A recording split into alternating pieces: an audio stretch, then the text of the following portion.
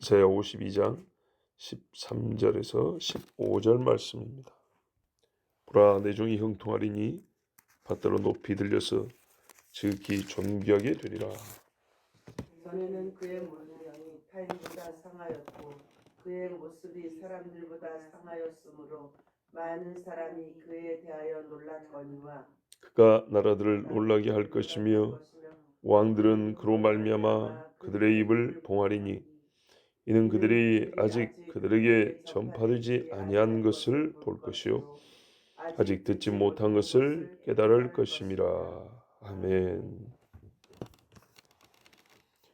하나님이 바벨론과 아수르에 사로잡힌 이스라엘에게 구원을 약속하시는 이야기를 계속하시는 중에 일이 얼마나 확실한가 그 보증으로 장차 오실 예수님 곧 메시아를 계시하고 있습니다. 즉 메시아가 와서 죄인을 구원하여 주실 일이 확실함 같이 이스라엘을 바벨론에서 끄집어낸 것도 낼 일도 확실하다. 메시아가 완전하게 죄인들을 구원하는 것처럼 내가 유다의 포로된 자들을 완전하게 돌이키고 예루살렘을 회복하겠다. 이것을 메시아의 약속으로 보증을 해주는 겁니다. 자, 지금 제사하고 있는데 이 제사의 제물이 사람의 죄를 잠시 가릴 뿐이라는 건 다 알고 있습니다. 메시아가 오면 확실하게 죄사함이 완성되고 끝날 것이라는 걸 알고 있습니다.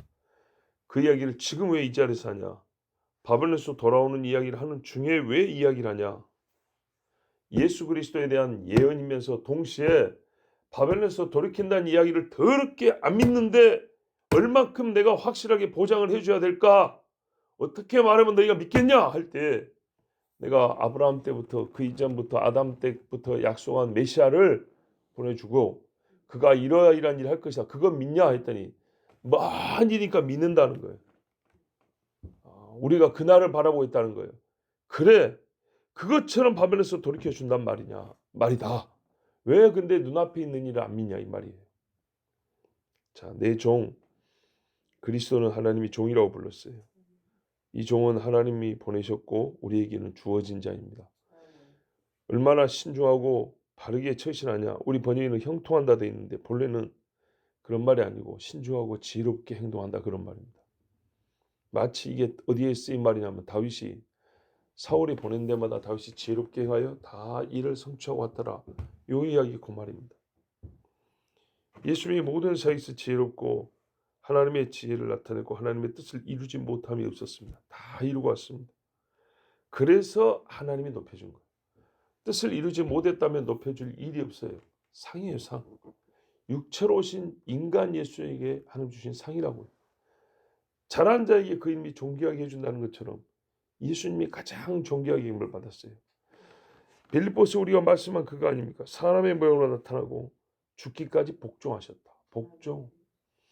아버지의 뜻을 다 따라 이뤘다는 얘기입니다. 그래서 모든 이름 위에 뛰어난 이름을 주셨다. 바로 그 이야기입니다. 보세요. 그를 크게 높여서 칭송을 받고 존귀하게 해주겠다. 하나님이 높여주는 것은 이전에 그 핍박하던 자들의 칭송까지 포함됩니다. 그러니까 하나님만 높여준다. 그러면 남들은 아직 모르는데 하나님만 칭찬해 준다는 얘기가 아니고 예수님을 욕하고 조롱하던 자의 입에 말이 바뀐다는 얘기입니다. 그래서 예수님을 무릎 꿇게 하려고 애를 썼던 그들이 예수님의 이름 앞에 무릎을 꿇게 하는 이런 방식으로 원수의 목전에서 내상을 베푸시니 바로 그거 그대로 예수님을 그런 방식으로 높여줍니다.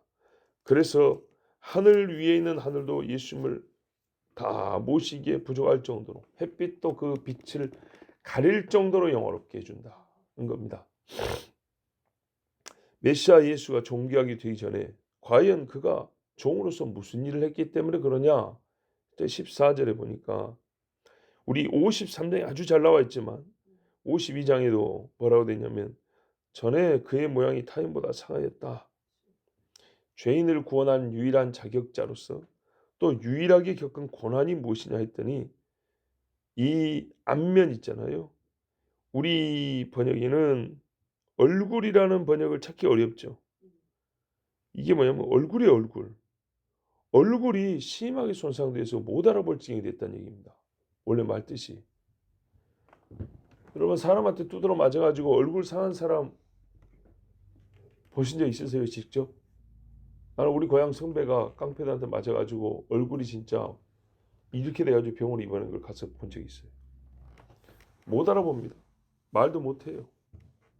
새파랗게 멍이 들고 붓고 삐뚤어지고 찢어지고 예수님의 얼굴이 그 증이 됐다는 겁니다. 성화에서 보이는 것처럼 온전한 얼굴. 피는 묻었지만 누군지 알아볼 수 있는 얼굴, 그런 얼굴이 아니에요.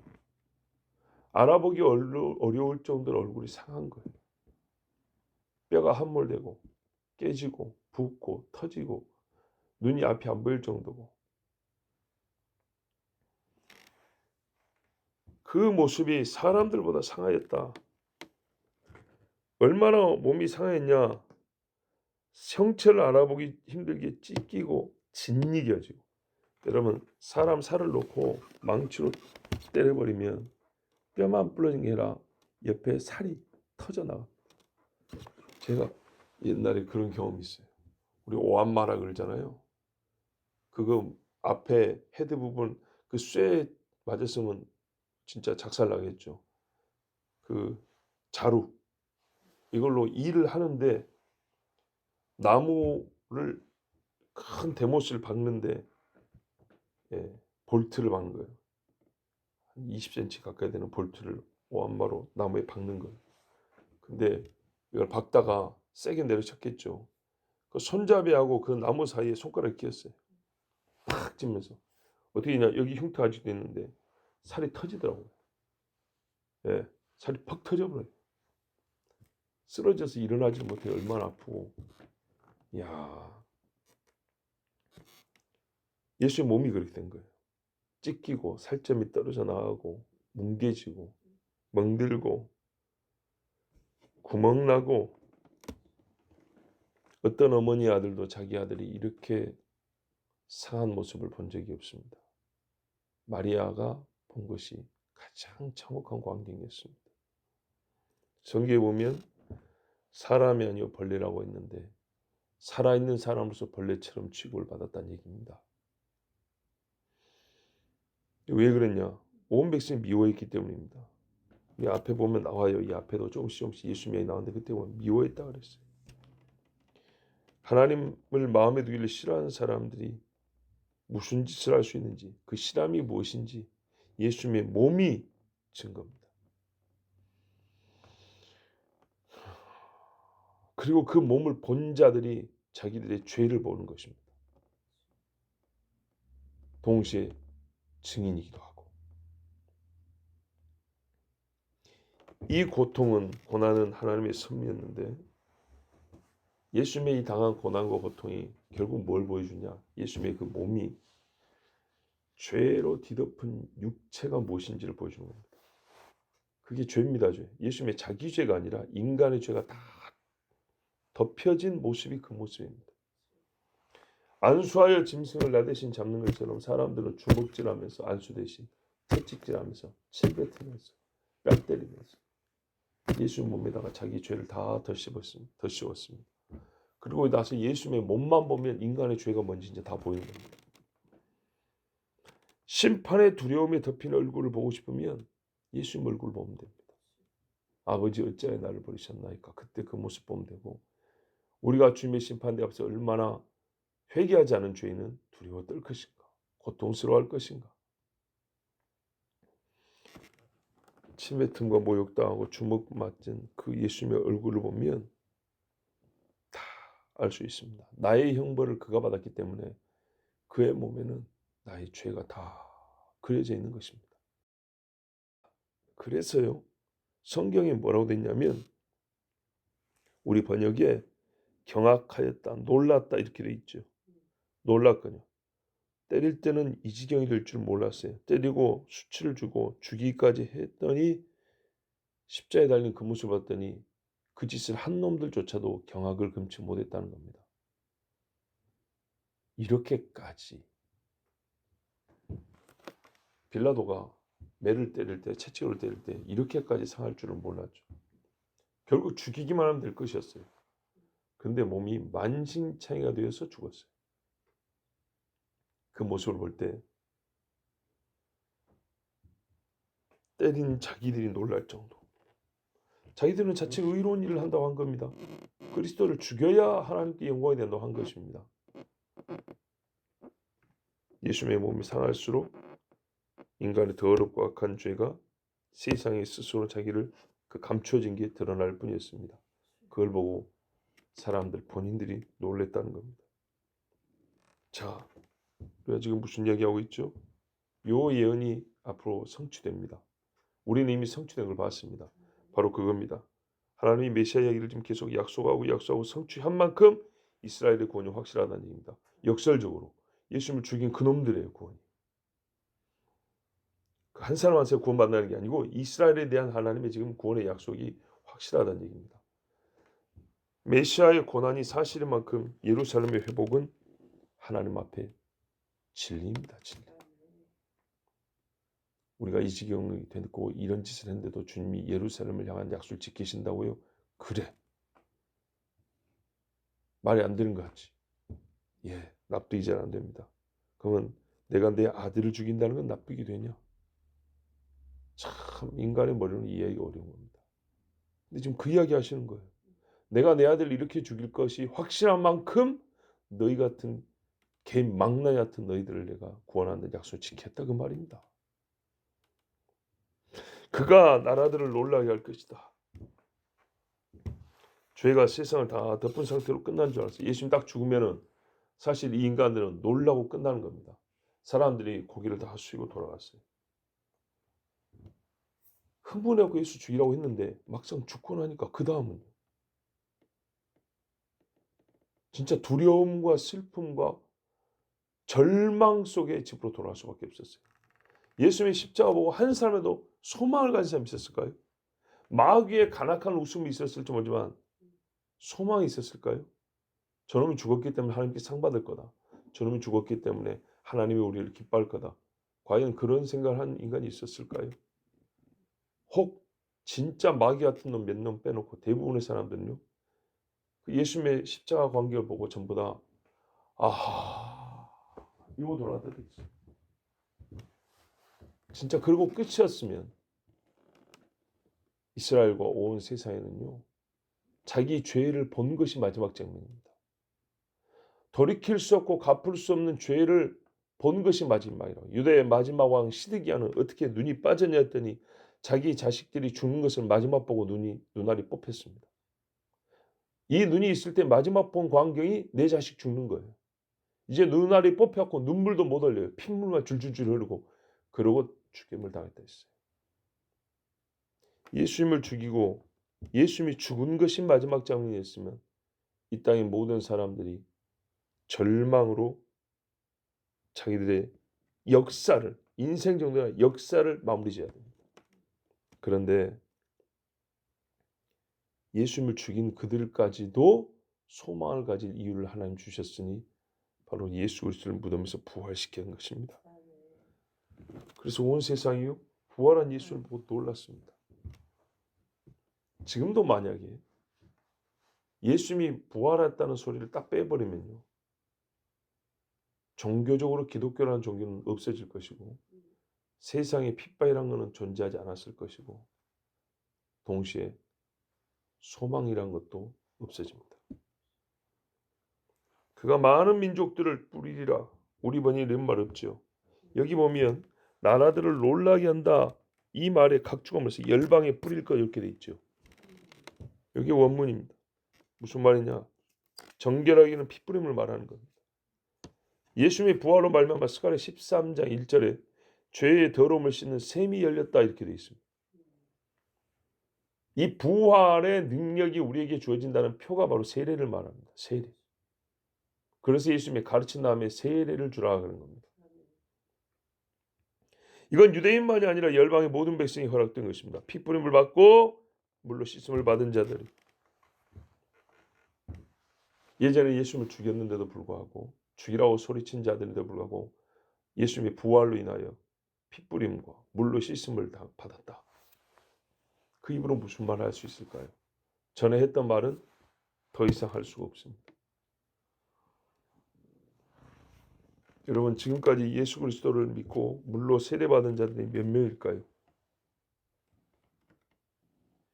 그 세례받은 자들이 자기들의 조상이 한 일을 떠올린다면, 혹은 본인들이 했던 일을 떠올린다면 감히 하나님 앞에 입을 열어 말할 수 있겠습니까? 없죠. 나는 불의를 내놓았고 하나님은 나에게 의를 주셨는데. 비유컨대 성경에 보면 욥의 친구들이 욥을 못 이깁니다. 왜 못 이긴지 아십니까? 지혜와 의로움에서 욥을 못 이겼기 때문입니다. 그런데 재밌는 건 뭐냐? 그 욥이 하나님 앞에 또 입을 다물었습니다. 하나님의 지혜와 의로움 앞에 욥은 입을 다물었습니다. 이 관계를 보십시오. 예수 그리스도 앞에 의로운 척을 했던 사람들은 입을 다물게 됩니다. 왜? 그의 지혜와 의로움에 눈앞이 역력히 나타나고 그 증거로 내가 핏부림을 받았기 때문에 할 말이 없습니다. 오늘 말씀에도 보세요. 15절 끝부분에 이는 그들이 아직 그들에게 전파되지 아니한 것을 볼 것이요 아직 듣지 못한 것을 깨달을 것입니다. 욥의 친구들은 욥하고 전에도 하나님에 대한 이야기를 해봤지만 이때 욥이 고난받을 일때에 진짜 하나님에 대한 소위 신론의 향연이라고 했잖아요. 신론 배틀을 했어요. 못 듣던 소리를 많이 들었어요. 욥에게 많이 배웠어요. 물론 자존심은 허락하지 않았겠지만, 근데 욥은요 하나님하고 하나님 이야기를 한번 해봤어요. 한마디도 할 말이 없었어요. 전에 못 듣던 이야기를 들었어요. 그래서 뭐래요? 내가 눈으로 직접 보니 하나님 할 말이 없습니다. 마찬가지입니다. 이제껏 들어보지 못한 하나님의 진리를 듣습니다. 어떤 박사한테도 전수받지 못한 지식을 들었습니다. 바울이 로마 교회에 보낸 편지의 이름과 같습니다.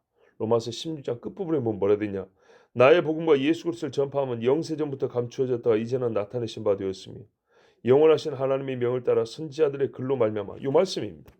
모든 민족이 순종하게 하시려고 알게 하신 바 그 신비의 계시를 따라두인 것이니 이 복음으로 너희를 능히 경고하게 하실 지혜로우신 하나님께 예수 그리스도로 말미암아 영광이 세승무궁하도록 있을지어다. 아멘. 자기가 로마의 편지를 쓸 때가 되니까 깨달은 거예요. 확실하게. 이 메시아가 와서 복음이 증거될 때 이 이야기 이사야 52장 15절의 이야기가 지금 자기가 하고 있는 일이 바로 이 말씀의 성취라는 것을 깨닫게 된 거예요. 그래서 말씀의 성취의 당사자인 너와 내 얼마나 복이 있냐? 요걸 알려주는 겁니다. 뭐라고 하냐면 신비의 계시라 그랬어요. 전에 아무도 몰랐어요. 영세전부터 감췄다가 지금 드러난 거래요. 이 백성이요 전에 듣지 못하고 보지 못한 것을 보고 듣게 돼요. 깨닫게 돼요. 어떻게 됩니까? 알았으니 예수님을 높여야죠. 이 왕들이 입을 다뭅니다. 욥의 친구들이 입을 다물고 욥도 입을 다문 것처럼 하나님의 지혜에 무릎을 꿇습니다. 들어보지 못한 말의 지혜를 무릎 꿇고 예수 그리스도 하나님의 지혜죠. 예수 앞에 무릎 꿇는다는 이중적 의미입니다. 스바 여왕이 한 말입니다. 내가 전에 들었던 것은 아무것도 아니로다. 그러나 내가 고국에서 들은 것을 실제로 보니 역시 그것도 아무것도 아니로다. 이와 같이 고백하게 된다는 얘기입니다. 그리고 어떻게 해요? 이제 스바 여왕이요 자칭 똑똑한 여자인데 입을 닫고 들어야죠. 솔로몬을 통하여 지혜를 듣습니다. 그런데 하나님은 솔로몬은 예표의 사람이지만은 그 입에서 나온 말은 하늘에 있는 지혜를 온전히 다 드러내지 못했습니다. 그러나 예수님은 어떻게 해요? 하나님의 지혜 자체이고 우리에게 핏부림과 물로 씻음까지 주셨어요. 이거는 솔로몬이 줄 수도 없고 보여주지도 못한 겁니다. 자, 여러분, 이 모든 일은 오늘 들은 이 말씀은 사람의 기대와 상상을 훨씬 뛰어넘습니다. 어떤 인간도 생각하지 못했던 말씀입니다. 이스라엘의 바벨론에서 돌아옴도 이와 같이 놀랍고 큰 구원이 됩니다. 실제 바벨론에서 귀환이 있었어요. 지금 이게 예언인데 본인들은 지금 바벨론 귀환이 있었어요. 그렇다면 이스라엘은 어떻게 해야 되냐? 메시아에 대한 예언도 믿어야 되는 거였어요. 그런데 안타깝게도 먹고 싶으면 먹고 뒤에 메시아에는 버려버렸습니다. 우리는요 바벨론에서 귀환을 확실히 봤습니다. 그러면 또 후에 예수님이 오신 것도 본 사람들입니다. 그러면 더욱 믿어야겠는데,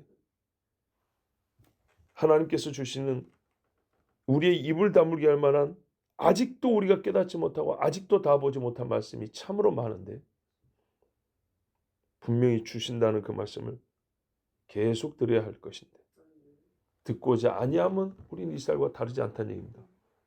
동시에 이 말씀의 궁극은 지금 어떤 맥락이라고요? 이스라엘을 구원하고 예루살렘을 다시 영화롭게 하겠다는 그 맥락 속에서 지금 하신 말씀이라고요.